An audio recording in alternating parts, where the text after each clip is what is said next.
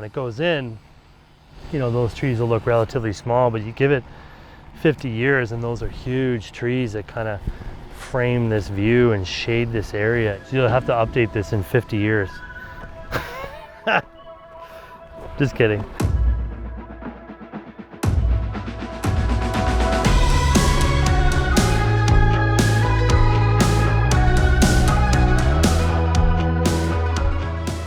The main design goal we had in this park was to make it a woodland feel.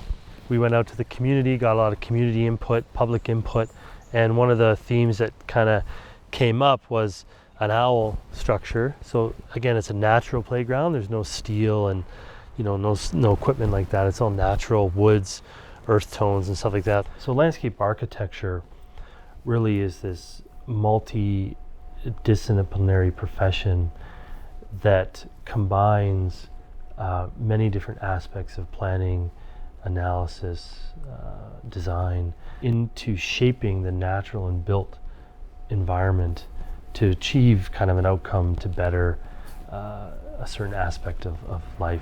All the beaches, around the corner, there's beaches and stuff like that's all master planned and designed by landscape architects. Like this is all access to the water and the edge and all that's all landscape architecture. This is our studio back here. So we try and create an environment for staff that is very collaborative. Landscape architects often design splash pads, and so my firm and I, we designed this one.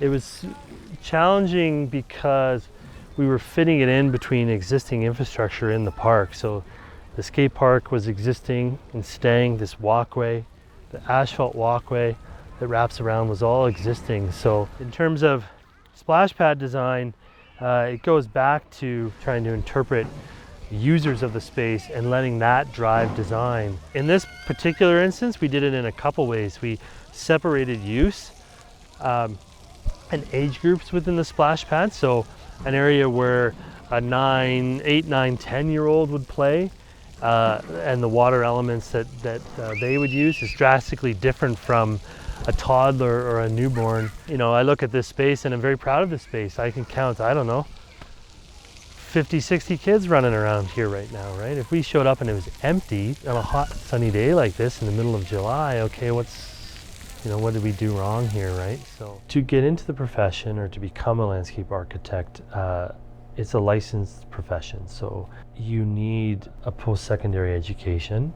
And then once you graduate, there's a series of licensure exams that are administered by a North American body. When you pass those 4 exams, do your professional development program, it's called, a PDP, work kind of one-on-one with a registered landscape architect. Then you can become, a certified landscape architect. This is a seesaw we designed, a custom seesaw we designed.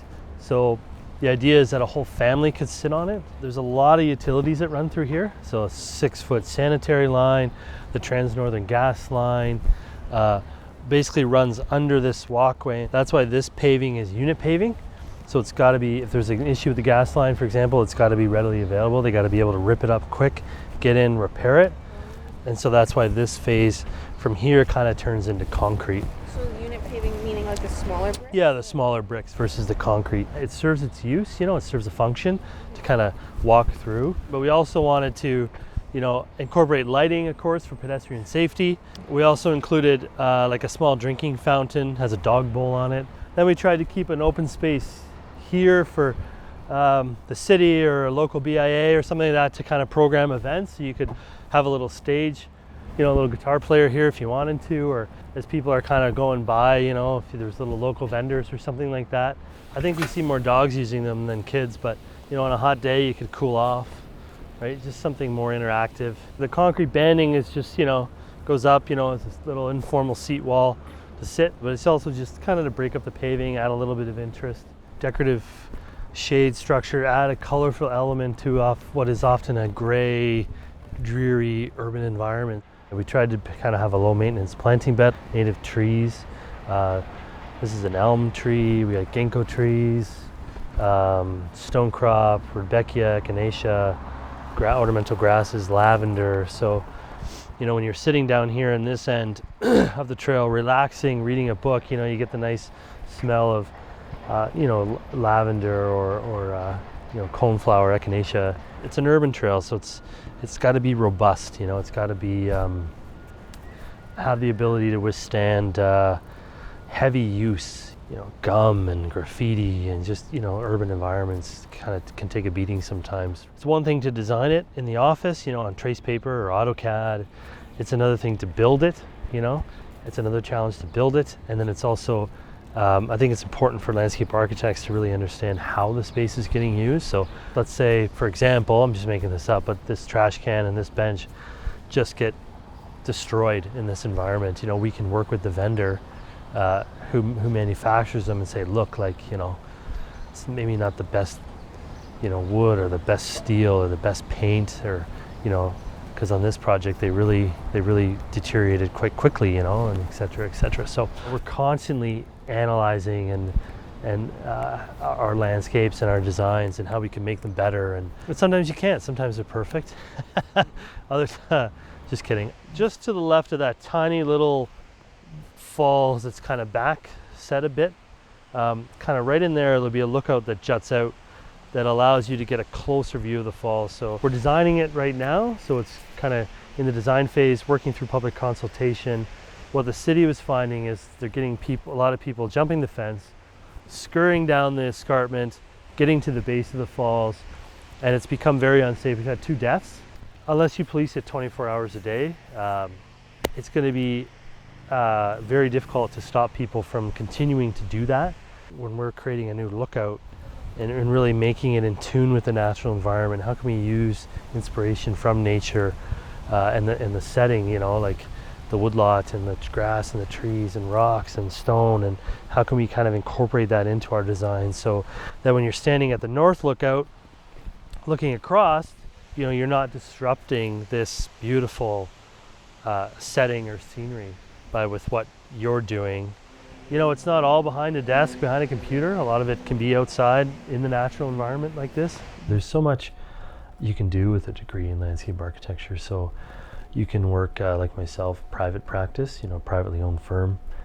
There's public agencies, and then there's specialties within landscape architecture. So there's landscape architects that work in all levels of government, Parks Canada to the MTO to M&R to there's landscape architects that work for the National Escarpment Commission, and then you can get really specialized within that. So really, landscape architecture is all around us. Our team was retained by the City of Waterloo to do conceptual design, detailed design, and oversee contract administration for $11 million redevelopment of the park.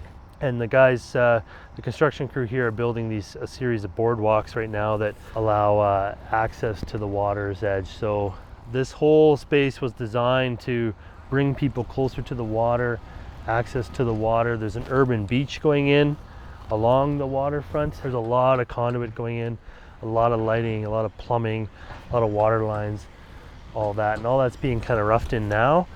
And then they'll start to layer on a lot of the, you know, the paving and the plantings and all that kind of stuff as they go. So the city might say we need garbage cans in the park. It'll be our expertise and our influence to say, okay, well, let's put in these garbage cans.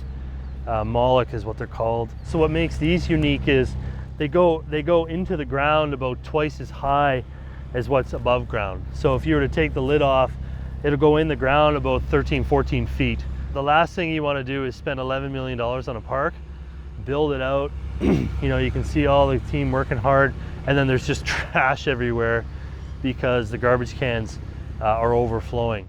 A starting salary for a landscape architect, again, our professional associations are constantly working at this, but it might be around $50,000.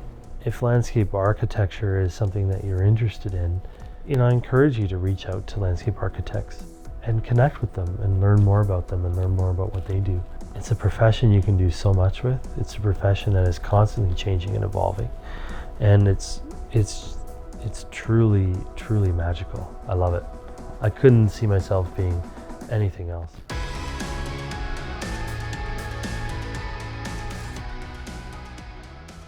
Is that okay? Yeah. You tell me if it's not a good answer. That's a good answer. That's very interesting.